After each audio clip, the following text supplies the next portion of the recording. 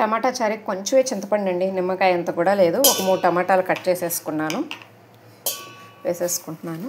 పుదీనా అండి, పుదీనా ఎక్కువ వేస్తాను, బాగుంటుంది స్మెల్. అదిను కొంచెం కొత్తిమీర.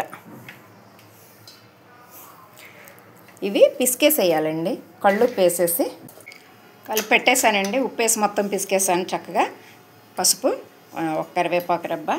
దీంట్లోకి నేను ఎండుకారమే వేస్తానండి, కొంచెమే వేస్తాను. పోపులో ఎక్కువ ఎండుమిరపకాయలు వేసుకుంటే సరిపోద్ది. ఇంక ఇలాగా మరిగిపోవాలి చక్కగా.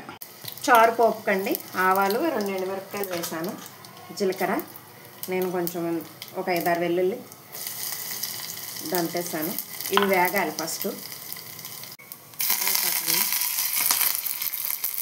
కొత్తిమీర.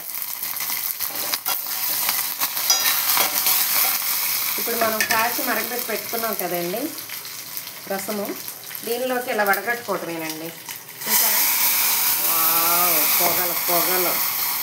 ఈ తుక్కు అడ్డేస్తుంది అనమాట. ఇలాగ పెట్టేసుకొని మనము ఈ కూరగాయ తొక్కలు కూడా చక్కగా మొక్కలకు వేసేసుకోవచ్చండి. ఆ వేస్ట్ అంతా దీంట్లో ఉండిపోద్ది. చూసారా, అలాగా ఒక్క 2 నిమిషాలు ఉంచేసి మనం స్టవ్ ఆపేసేద్దాం. చక్కగా మరిగిపోతున్నాయండి. ఉప్పు కారం కూడా మంచిగా సరిపోయింది. ఇంకింతే, స్టవ్ ఆఫ్ చేసేసుకొని మూత పెట్టుకోవడమే.